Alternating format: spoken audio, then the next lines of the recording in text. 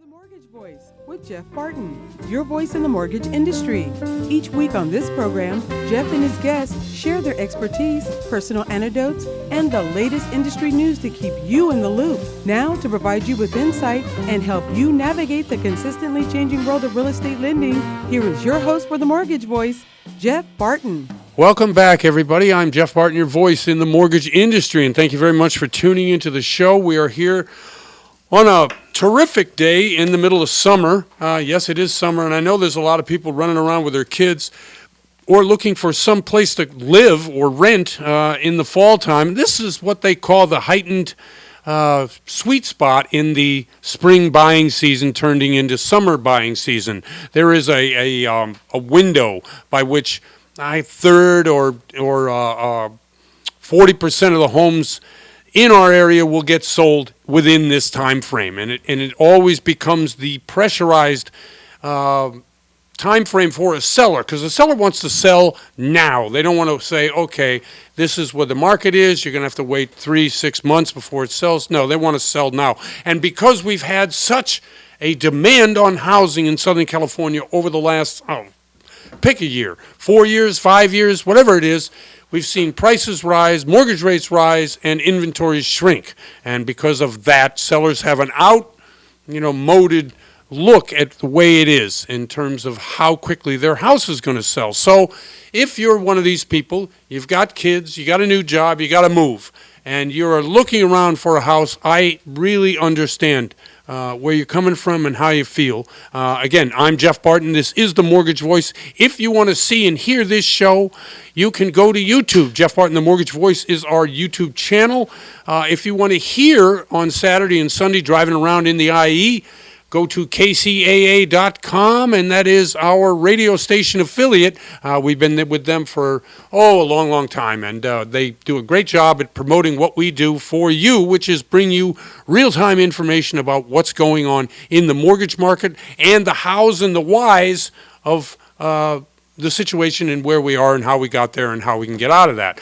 Now, we also bring to the show a lot of experts in the field of actual mortgages, actually a real estate agent, people who can say, this is how I see it, this is my business today, and these are the things I can do to help you understand what's going on. You want to use me, you don't want to use me, that's fine. But they're gracious enough to come on the show and share the information, whether it's the interest rates and where they've been stuck like a rock in midair on a throwout. You can see 7% as a persistent, 6 to 8 month mortgage interest rate, kind of where we've been and where we're going to continue to be, even though we see some movement, and I say some movement, towards interest rate cuts by the Fed. We're going to get into a bunch of this stuff, and we're going to talk about exactly what the Fed's next move is. And we've seen some new information come out, the unemployment rate. We've seen inflation data coming out later. And by the time of the airing of this show, we will have inflation data. We're probably going to see slight decrease in the inflation. We're going to see people getting excited about the inflation being under control, and at the same time wanting the Fed to cut interest rates. So tangentially, mortgage interest rates follow as well. Now, in looking historically at where we are in the interest rate climate, 7% I said is a 30-year fix. I'll go through that with you. 6.76 is a 30-year fix, a little bit better. In the 15 years at 5.98. FHA is at 6.48. The 5/1 ARM is at 6.5%, and the VA loan is at 5.87. The 2 years at 4.624, and the 10 years at 4.27. Now, we've had that divergent in the 2 and the 10, and how the 2 is obviously worth more. Is yielding more than the 10-year and has been for over 2 years, and why that may be significant now as a portend for coming recession. We have a number of different indicators as the economy has cooled because of the interest rates that the Fed has higher for longer, and people now are more nervous about slowing economy turning into recessionary mode, and that never bodes well for anybody. So pick your poison. You want high, or at least somewhat high, inflation, or do you want the economy that's somehow lessening in terms of the power of what it is for you and me to be able to go out there and buy a house. Unemployment insurance, Social Security, other things that are there as a backstop. We haven't seen really increases in any of these things in terms of outlays for either the federal or the state in terms of how we're looking at unemployment. So, yes, all these things are to be considered. Let's go through a few things that I have on my list here today rather than just riffing off the top of my head. Sorry about that. Employment adds 206,000 jobs last month. Now, that's right in line with where they are in terms of the cooling of the labor market. Jerome Powell had a number of different things he's talked about. He's doing some testimony, and you may catch some of his testimony. You can either do it on YouTube or look at some of your favorite financial channels and catch some of the highlights. Two quotes I want to give to you what Jerome Powell said. We now face two-sided risks. Now, what does that really mean? Two-sided risks. We've had inflationary risks, right? Obviously, and now we have economy risks, meaning that, okay, if inflation is under control, but we've seen the economy cool to a certain extent that we may be sliding towards a negative growth, which, as everyone knows, a couple of quarters in a row of negative growth, you're in a recession. Are we headed that way? So there are two-sided risks. As long as we've been higher for longer, inflation has come under control. Beginning of the year, not so much, but now we've seen inflation, as I say, continue its downward trend, as it has been after it reached its high of about 9% a couple of years ago. But there is the danger that will lead us into recession. So the mandate for the Fed, right, is low unemployment and growth with the economy. So are they achieving these things?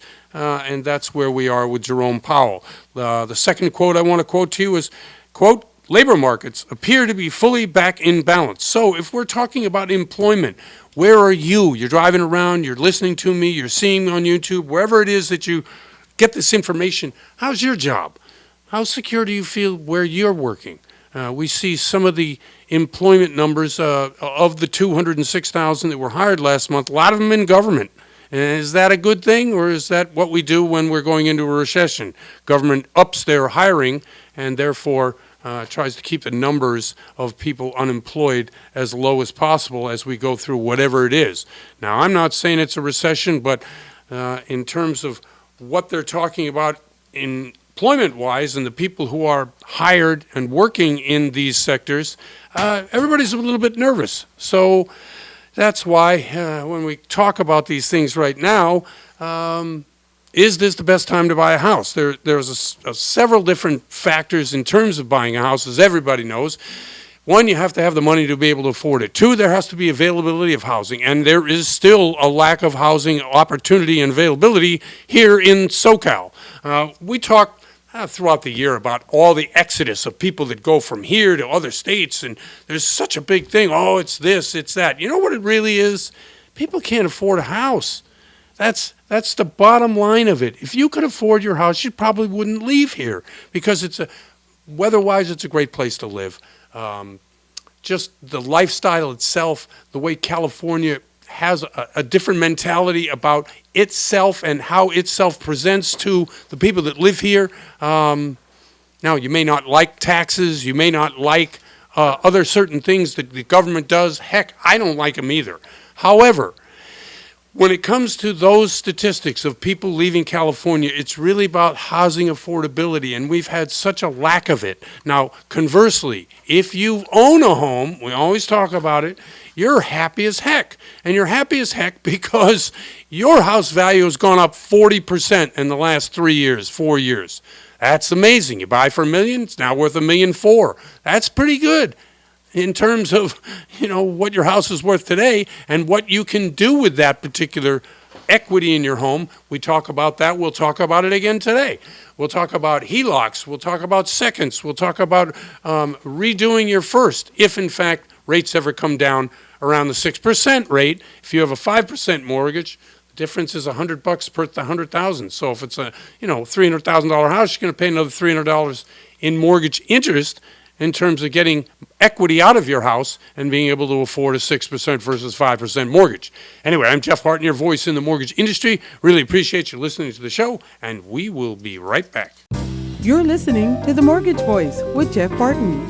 We'll be right back with more in just a moment. For questions or comments, send emails to info@malibufunding.net. Now, back to The Mortgage Voice with your host, Jeff Barton. Welcome back, everybody. I'm Jeff Barton, your voice in the mortgage industry, and thank you very much for listening to the show. As you listen to us each and every week, you can catch us on the usual suspects, but also we have a number of different podcasts that you might be able to tag into, especially if you already have. Daryl, do you have a list of those, please? Yes, I do, Jeff. It's Excellent. Apple Podcast, Google Podcast, Spotify, Spreaker, Stitcher, iHeartMedia, Odyssey, YouTube, podclips.io, and themortgagevoice.com. Mortgagevoice.com, that's our website. Go there. You can see and hear all the guests that come on the show, and you can contact them directly. And podclips.io. I'm pitching them all the time. Great place to go to get a central way that you can plug into all your favorite podcasting wants and needs. And again, podclips.io, that's a good place to go.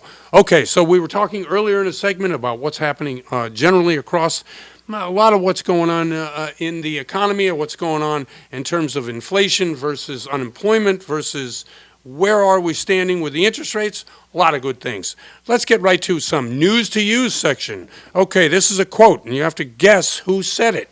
Unless there is a significant surge in the rate of unemployment, which is currently not in the forecast, unless there is a significant surge in the rate of unemployment, which is currently not in the forecast. That means if, in fact, we do get a surge in unemployment, we will definitely see the Fed drop interest rates. So where are we and who said it? Lawrence Yun, that's right. Nobody would have guessed that. He's the chief economist for the California Association of Realtors. We go to him pretty much when we're in these transition periods, and right now we're in one.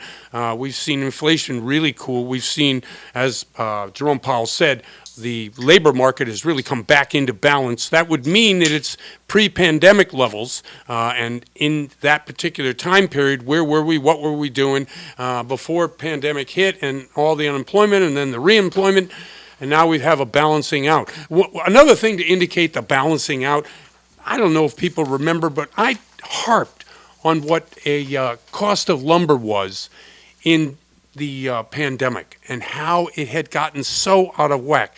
It really is $450 within that range of 1,000 board feet. That's what lumber costs. So you're building a house, you got to figure that in. So costs during the recession for building a house really went out of whack with what traditionally they were. And they went up to 1,600 feet per 1,000 board feet. $1,600 when it was $400. So Mortgage News Daily came out with their chart, and I just thought it was interesting to look at, of what the board feet cost today. In February and March of 2021, $1,640 per 1,000 square foot of board feet. Today, $440 per 1,000 board feet. Now that's right in line with where it was prior to, and this is where it is today. Now, we don't see a reduction in that number, but we don't see it really inflationary way above where it should be, where it was during the pre-pandemic level. So this is pretty interesting, and I think there's a lot of products out there that are going to be like that. Let's see, I have a chart here as well about some of the things that cost less and have come down in prices to whereby we're looking and comparing them to pre-pandemic type of prices. Hotel prices have come down. Rental costs for housing have really come down, and car sales, lower prices for them as well. This shows a weakness in demand, which is why the actual economy, the prices for these three things have come down, and why we see things like, building materials for housing has also come down. Where will we be in 6 months, a year? Really depends on what happens with government spending, what happens with the inflationary knot. Are we going to go into one? Are we not going to go into one? We're back to that again. And will the Fed reduce the cost of borrowing interbank, which in turn reduces the cost for mortgages, which of course in turn unlocks all that equity, which would really spur demand. That's really where we're heading, I think. I don't know if it'll be this year or next year. It just really depends. If we have a change in rider at the top of the presidential run here and we get Don Trump in again, well, that will spur certain economic activity because cutting taxes and, cutting regulation, that's always a Republican way by which they can stimulate. If we get a more of a Biden swing into this thing, we will get more government spending. Both of these guys are not going to do a thing about the debt unless we get into the military versus social spending kind of argument, which I don't know, to me, when you're bailing people out or you're helping people out with contracts from the government, what's the difference if you're spending on one versus another? I think one way to look at it is that if we had a total reduction in spending, that would be good long term. But is it good for me who wants to buy a house tomorrow? No, not really.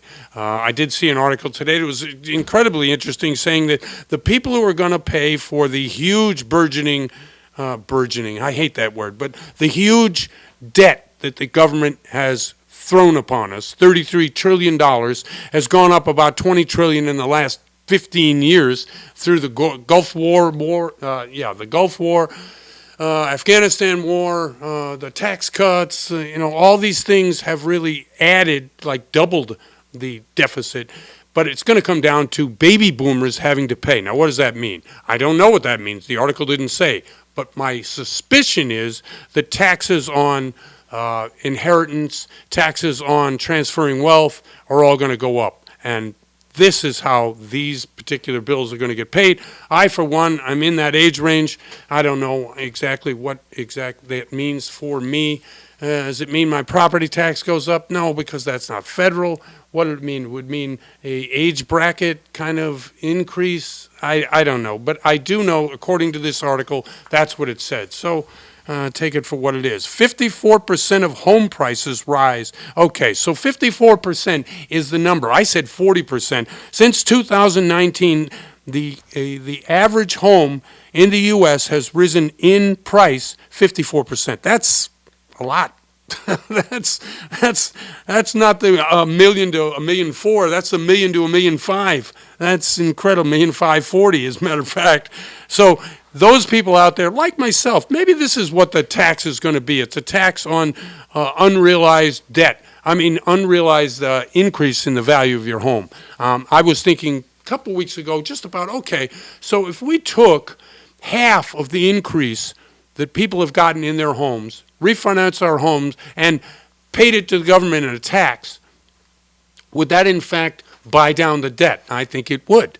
And I think buying down the debt for our kids and grandkids is probably the best thing we could do in order to ensure the U.S. has the economic legs to be able to withstand whatever, economic issues come up, whether it's a war, whether it's weather. And weather is killing us, by the way. I don't know if anyone was watching Hurricane Beryl or the fires in Southern California that are just burning really nonstop. And apparently, we had the fire department come to my house the other day, and they were saying, look, it's not the dryness per se, although that's bad. It's the wind. You can't control the wind, and it's unbelievable. I know from my own house, I can attest, over the last 2 or 3 years, when it blows, it's blowing 50, 60 miles an hour, and you get caught up in some kind of fire issue or the dryness and a spark. That's what's pushing fires through not only here, but in Arizona, Utah, a number of other states have experienced the same kind of wildfire. We're lucky we got our insurance. I know we talked about the horribleness of having to cut all our vegetation away from the house and being able to, get that fire certificate so that we can bring it to our insurance company and say, hey, look, we have this fire certificate from a third-party company, and they've given us the ability to say, hey, look, we've done everything we can to prevent fire, give us our insurance, which they did. But from the insurance standpoint, oh my gosh, can you imagine trying to predict the loss that you're going to get every time there's a fire, especially in Southern California where the population is dense? Some areas of California, there's nobody there, so let it burn, right? But in a lot of areas where there's a lot of brush, yeah, that's a problem. Anyway, I'm Jeff Barton, your voice in the mortgage industry. Really appreciate you listening to the show, and we'll be right back. You're listening to The Mortgage Voice with Jeff Barton. We'll be right back with more in just a moment. For questions or comments, send emails to info@malibufunding.net. Now, back to The Mortgage Voice with your host, Jeff Barton. Welcome back, everybody. I'm Jeff Barton, your voice in the mortgage industry. Thanks very much for tuning into the show, listening to us on a weekly. We come to you Saturday and Sunday, driving around, all the things you do in order to get those days done, whether it's you're going to church or you're going to the hardware store or you're just driving the kids around, find something to do. We are on KCAA, AM and FM signals. We're on the Big Hill, and we have a signal that carries all over the place, out to Palm Springs and west to Los Angeles County, south to Orange County, and north to Inyo. But San Bernardino and Riverside counties, that's our bread and butter, and we like to bring to you each and every week things that will help you decide whether you're going to buy a house, whether you need to sell a house, or whether you're just in the market or not in the market. There's certainly a lot of signs one way or the other, but I'm not the expert on this area. The guy I bring on usually to talk about it is George Gonzales, and I'm lucky enough to have him again today. He works over at Southland Mortgage. George, how are you? Hey, Jeff. Thanks for having me on. I'm doing excellent. How are you over there at the beach? You know, oh, man, you had to throw that out there. You know, the beach is nice, except sometimes it's a little cold, to be honest. Oh, Jeff. You like to rub that in? Oh, it's a slap in the face in the IE. I know. I'm sorry. And that's not true. I just said that because I knew it.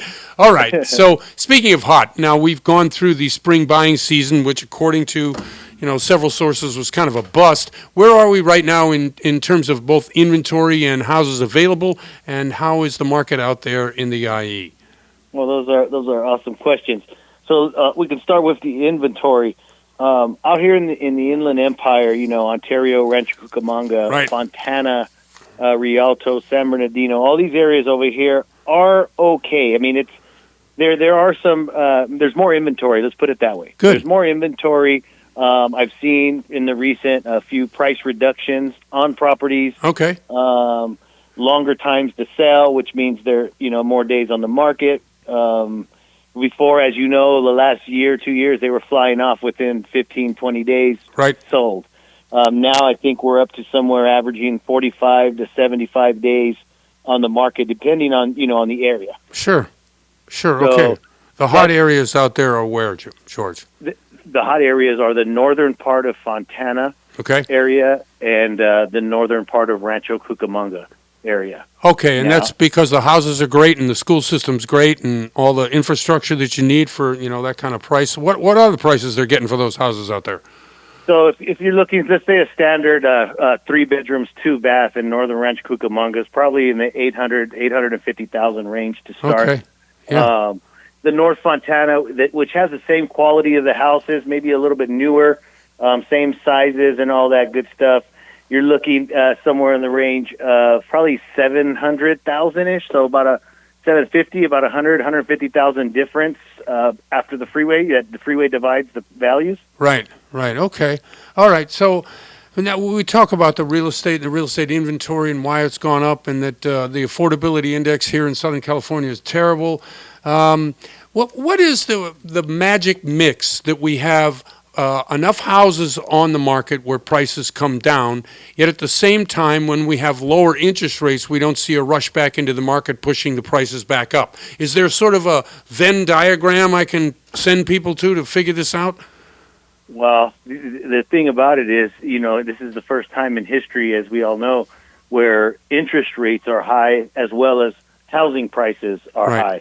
Typically, it's, one or the other. Right. And balance it out a little bit. So at this point, the thing that I'm looking for is I'm telling my buyers is, I had a few of them waiting for such a long time. And then finally I said, look, let's not wait anymore. Let's just jump on something and get you somewhere in something that you need now for your family.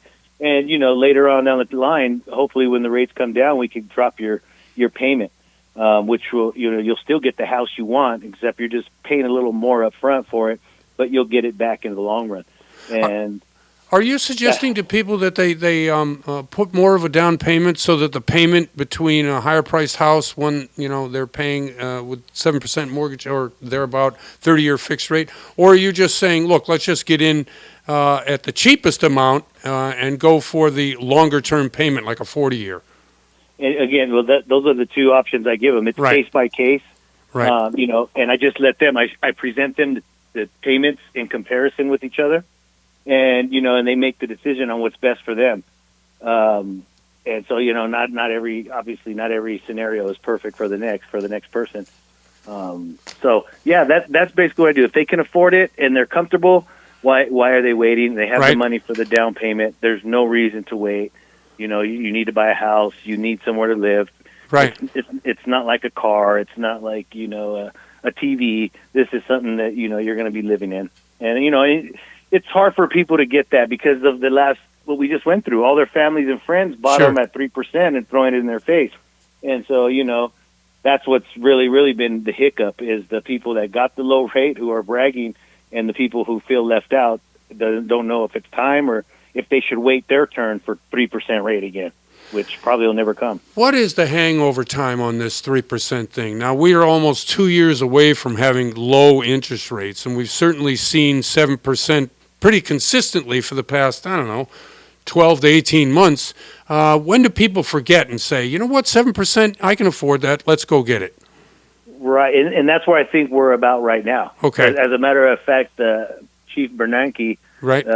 Today, I think I heard him online saying that they're asking him, what's going on? I said, they said, you see, we're well into inflation here. People are struggling. People this. What are you guys waiting for? You haven't lowered the interest rate. That was one Right. of the suggestions thrown at him. And he basically said, I'm not going to talk about that. I'm not giving nobody no Right. leads of which way I'm going to lean it to. So it was just basically shut up is what he told them. Yeah, I saw some of that Jerome Powell speaking at the Senate subcommittee or wherever he goes to give his biannual meeting notice and what's going on at the Fed and how they're planning to. I think what we're going to see is probably September. That's what everybody's saying. 75% chance they lower Fed interest rates. And as you and I both know, the Fed interest rate is not the mortgage interest rate, but they tend to follow one another. If the Fed rate goes down, mortgage interest rates are going to probably go down too. So September. And so I don't know if that is what people hear out there in the world. I mean, I watch it because I watch Bloomberg every day, but I don't know if your average person out there who's looking to buy a house listens to that stuff. What are you telling them? Well, as a matter of fact, this last month, the vouchers came out for the first round of vouchers came out for the Dream for All program. Oh, you're kidding! Who did you? Yes. How many of you people got one? Out of 8 applications, one of my clients got one. So Great. They're actually looking for a house right now as we speak. They're going to go see some properties tonight with one of my agents. But yeah, so you're going to notice in the next 30, 60, 90 days. There should be more closings right now because they got these vouchers out there for these people to use them. So those might, take into account for some of the more upcoming sales that are about to happen. Okay, loan programs. Give me a quick rundown of what loan programs are you currently using. I know you talked a little about the 40-year, but what else are you doing? Just the conventional 30 years are the most popular. 20% down, 10% down, 5% down. Whatever they can come up with in their credit score, but there's no fancy loans out there. There's, right.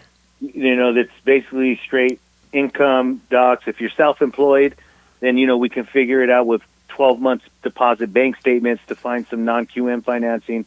There's other different ways for self-employed, but if you're employed with W-2, the standard is going to be either the FHA, the 30 years, or the conventional 30 years, or the VA 30 years, because those are the most popular loans.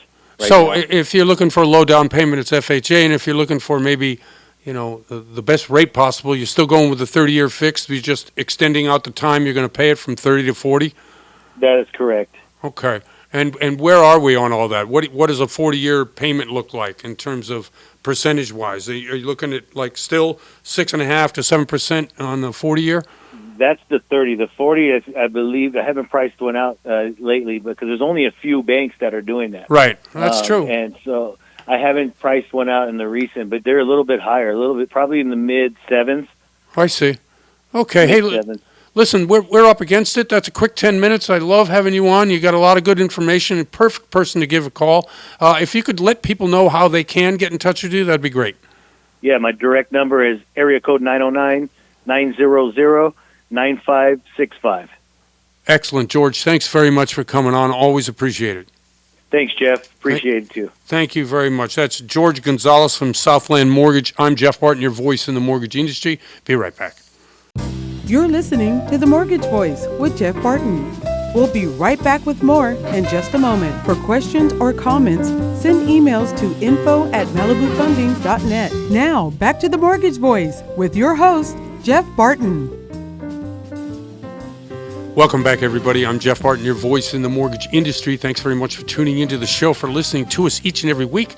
We bring to you some information that's going to help you in your decision-making process. I know we're getting to the middle of the summer. I know spring buying season is over. I know that you probably want a house, but you want to wait until September when the Fed might drop rates. Yes, I know. However, there is always a good time to buy. And every day is another day that you have an opportunity to go out and find something you really like in the marketplace. Find a great lender and find somebody to be able to help you, guide you through this process.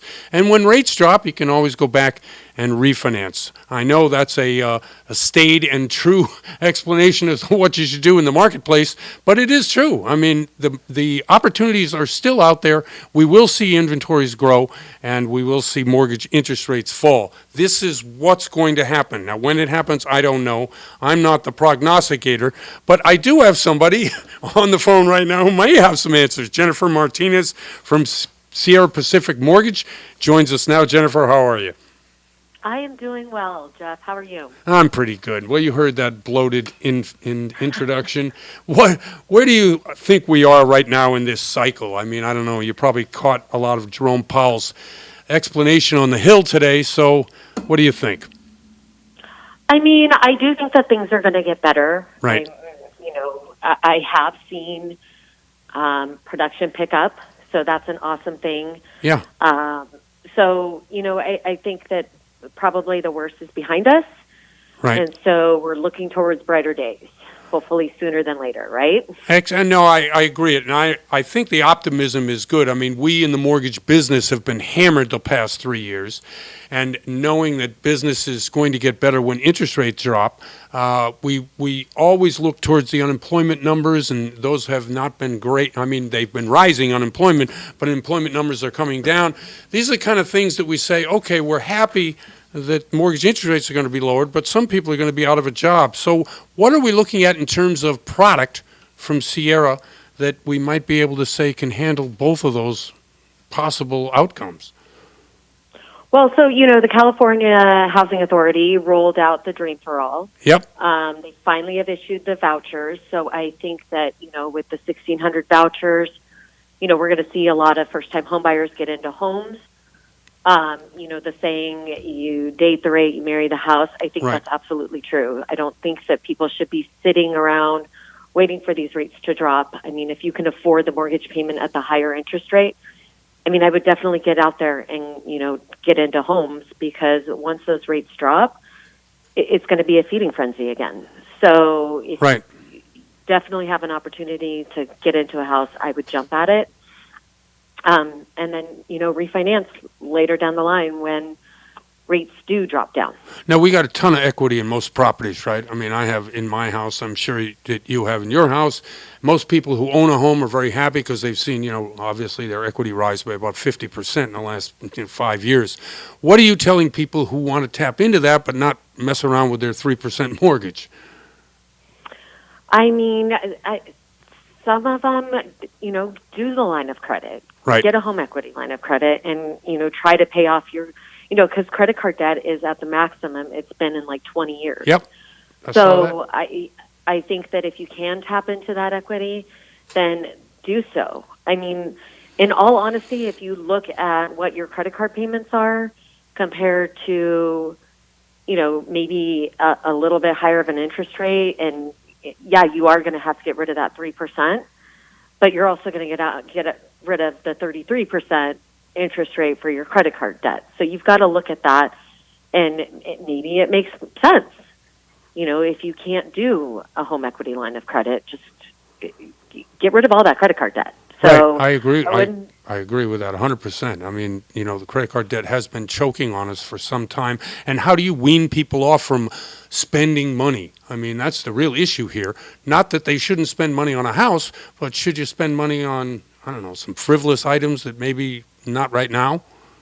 I mean, this is 100%. Right. Yeah. I mean, it's so if you can get rid of those payments, I mean, it may be worth getting into like a 6.5% interest rate on your first mortgage.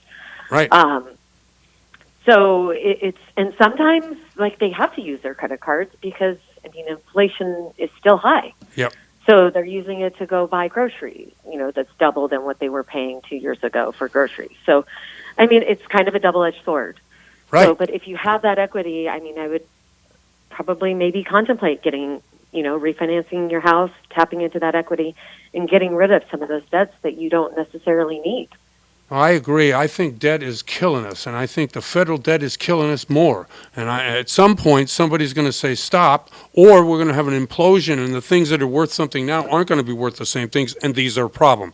However, specifically today, give me an example, a couple of the programs that you have over at Sierra to be able to, help people, either first-time home buyers or in 30-year fixed rate. What are you all offering? What's the best programs?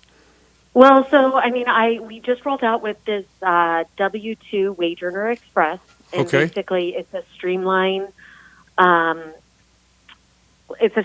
loan. So we basically there's a couple buttons that you can press in our system, and we will pull a phonicity report, Okay. which basically pulls an income verification as well as an asset verification. I'm underwriting those loans in 24 hours. It's a 1-2 touch type of loan to where we're getting them closed, in less than 21 days. And That's for purchases, I mean, that's what I'm getting a lot of is a 21-day close. So it definitely streamlines the process. I mean, we do FHA. Right. We do manual underwrites with FHA. So let's say you've got not so great credit. We could definitely work with you with certain guidelines and get you into those homes. We also we've rolled out with bank statement programs, a 12-month and a 24-month program, as well as a DSCR, which is the debt service relief for the investment properties. Right. My investment pricing and second home pricing is off the charts. It's on fire. So I'm doing a lot of that. Doing a lot of purchases for investors. Okay, that's good. Now, let's just sit down on that for a second.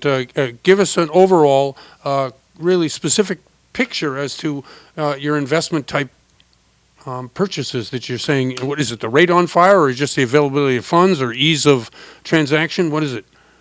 I mean, it's the rate. Okay. In all honesty, it's pricing better than actually a primary residence right now. Man, that's unbelievable. That's great.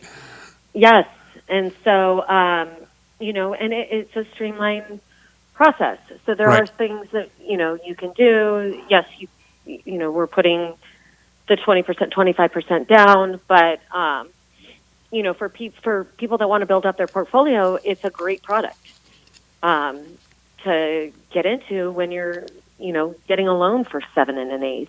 Yeah. Opposed to 7.5 when you're purchasing a primary residence. So it's definitely, if you have the money and you want to build your portfolio, it's a great product. It's almost mind-boggling. I'm thinking, well, why would the bank do that? So I'm trying to think up questions to ask you about, okay, so you have this ability to be able to offer a cheaper rate on a second home. Is that because the second homes have more value, or if we have a downturn in the recession, these will get unloaded quickly, so you don't have them on your books? What are you thinking at in terms of, the reason why that would be? So I think Wall Street has an appetite for them. Okay, that's and right. So I definitely feel like, that's a huge part of it. And, the second homes are usually the ones that get offloaded first. Right. Opposed to your primary or an investment property, right? Right. So, it's a great product. It's a great way to build wealth. I agree 100%. And I also like the fact that, the rates are so attractive. Well, if you're in the business and this is what you do, absolutely you'd look at this, because otherwise you go non-QM. All these investors that are paying anywhere from 8 to 12% in terms of a yearly, just to get into an investment property. Now you've got something. Now that's a second home, so you're not looking at it necessarily as an investment, but that's probably what you're selling these people to. Well, so the second home or an investment property. So that's same the rate. pricing is, yes. It's just, I've brought in probably a dozen this week. Right. Of, I'm sure. Of purchases with this product. So, there's definitely deals being done. So. Absolutely. Well, they should give you a call. You want to shout out a way by which people can get in touch with you? That'd be great. Yeah, absolutely. So you can either reach out to me via email at jennifer.martinez at S as in Sam, P as in Paul, M as in Mary, C as in cat.com, or give me a call at 619-502-0377. Excellent. Well, thank you very much. We've come to the end of our little talk here, and I really appreciate it. That's a lot of good information. Thank you. Well, I appreciate you, Jess. So Okay. it's always a pleasure. Always. Thank you very much, Jennifer. We'll talk soon. Okay. You have a great day. You too. That's Jennifer Martinez from Sierra Pacific Mortgage. I'm Jeff Barton, your voice in the mortgage industry. We'll be right back. You're listening to The Mortgage Voice with Jeff Barton. We'll be right back with more in just a moment. For questions or comments, send emails to info@malibufunding.net. Now, back to The Mortgage Voice with your host, Jeff Barton. Welcome back, everybody. I'm Jeff Barton, your voice in the mortgage industry. Thanks very much for tuning into the show. Each week we come to you, we bring you this information that we hope you act on. Sometimes it's a wait and hold. Sometimes it's a you got to do it right now. We are in a time period between the spring buying season and the middle of the summer where people got to do it now. And people who can wait are going to wait to see if September is the time when the Fed drops interest rates, and hopefully the mortgage interest rates will follow. I've got the best person. He comes to the show all the time. Charles Giscombe joins us again from United Security Financial to give us some answers as to really what direction you might be able to go, what kind of loan products are out there. Charles, how are you? I'm doing good, Jeff. Thanks for having me again, my friend. Thank you, buddy. I appreciate it. And where are we in this market? It's so confusing. I watched Jerome Powell give testimony. I watched people bark at him for 2 hours. I'm like, I still don't really know what he's doing, how we're going to get there in order to satisfy so much demand and yet so little product, as well as mortgage interest rates, which are scaring a lot of people out of California and maybe some other parts of the country as well. Give us your overview as to what's happening. That'd be great.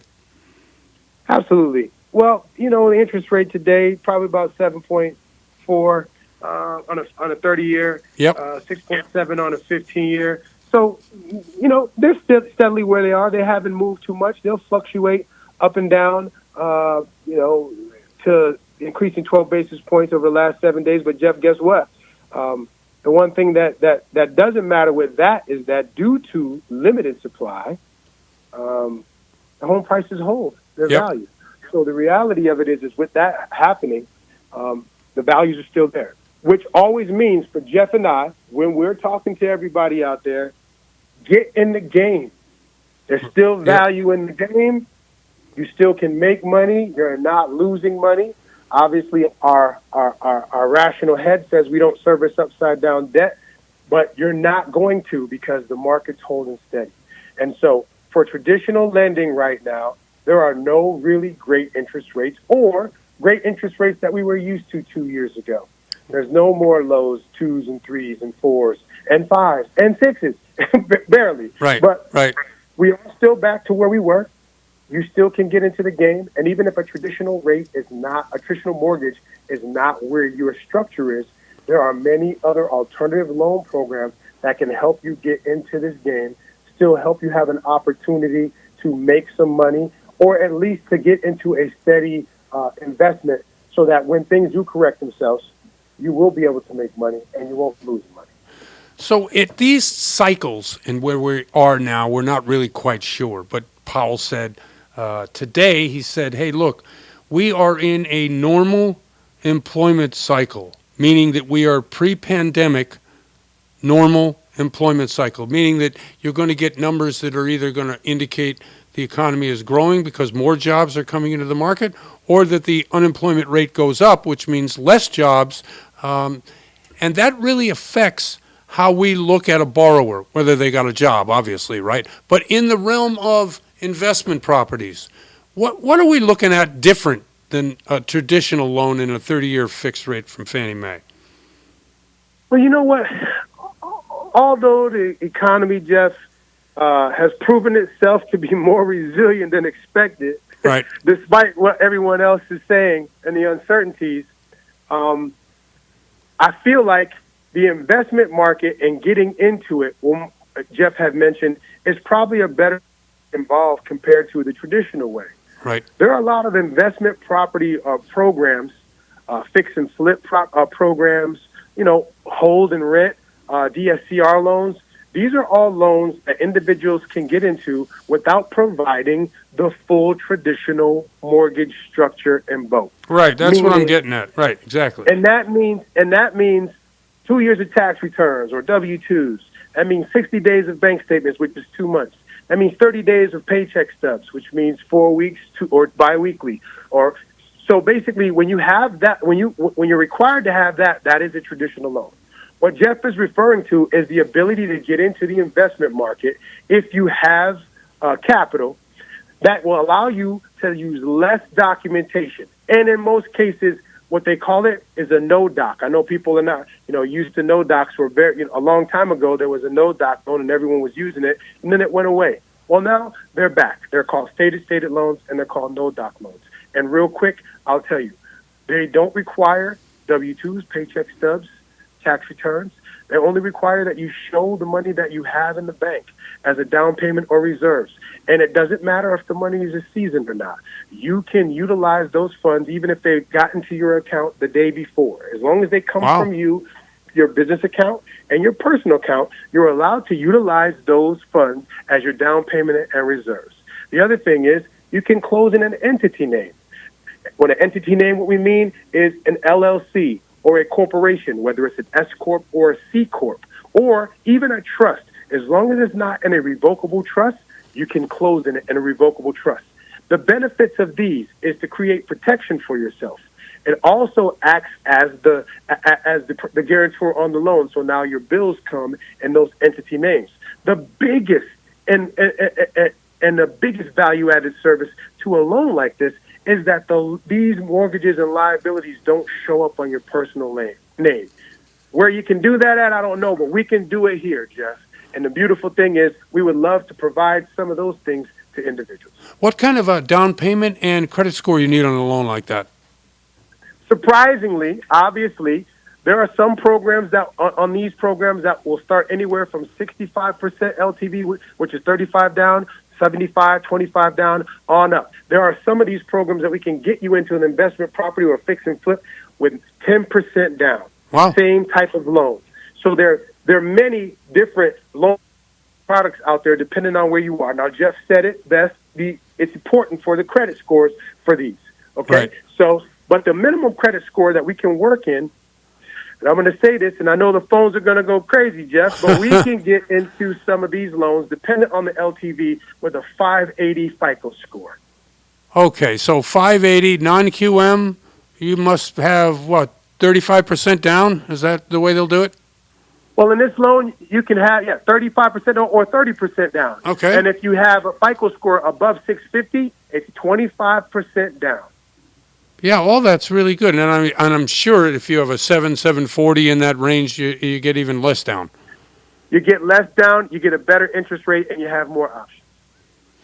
So all of this is designed to really help people with, obviously challenges, or they're looking at maybe not a traditional type loan, but something to get into, sink their teeth into, and with the different options that they have, it becomes an attractive property, an attractive loan for them to get into. Absolutely, Jeff. It's an attractive loan, and it's also built for individuals, once again, that don't have traditional financial structure Right. or a traditional job.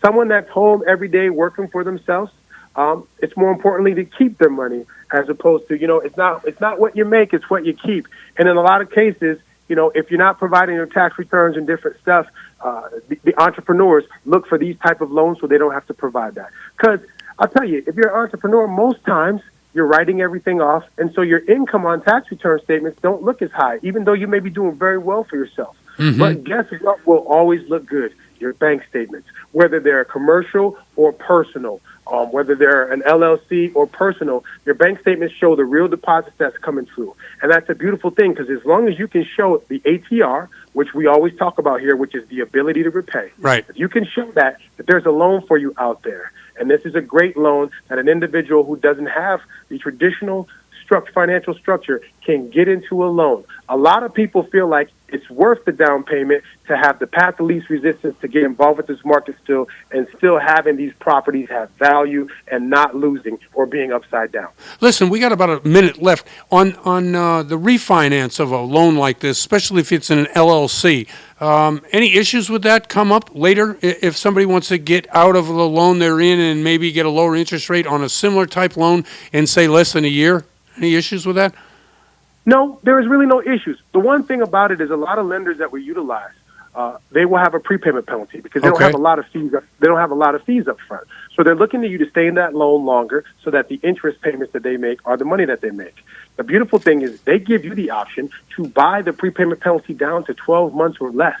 And so that way, you're in this property, you use it as a strategy to get into a property, but within 12 months or less, you can refinance into a traditional loan or another loan that may have a better interest rate when the interest rates correct themselves. So this is another great strategy for individuals to get into loans from a strategic standpoint on a short-term strategy, and then in the longer-term strategy, when the interest rates do correct themselves, you can refinance into a traditional loan, or you can refinance into another loan similar to this with a lower interest rate. It's all there for you. All you have to do is reach out and make sure that you get an informed loan officer, right? Exactly, like yourself. And speaking of that, could you shout out a way by which people might be able to get in touch with you? That'd be great. I sure will. Absolutely. Jeff, you can reach me at 725-577-8761. Again, that's 725-577-8761. Or you can reach me at Giscombe at usfwholesale.net. Charles, thanks very much. Once again, coming on, doing a great job. Appreciate it. Thank you, Jeff, for having me always. Thank you very much. That's Charles Giscombe from United Security Financial. I'm Jeff Barton, your voice in the mortgage industry, and we'll see you next time. You're listening to The Mortgage Voice with Jeff Barton. For more on today's topic, visit www.malibufunding.net.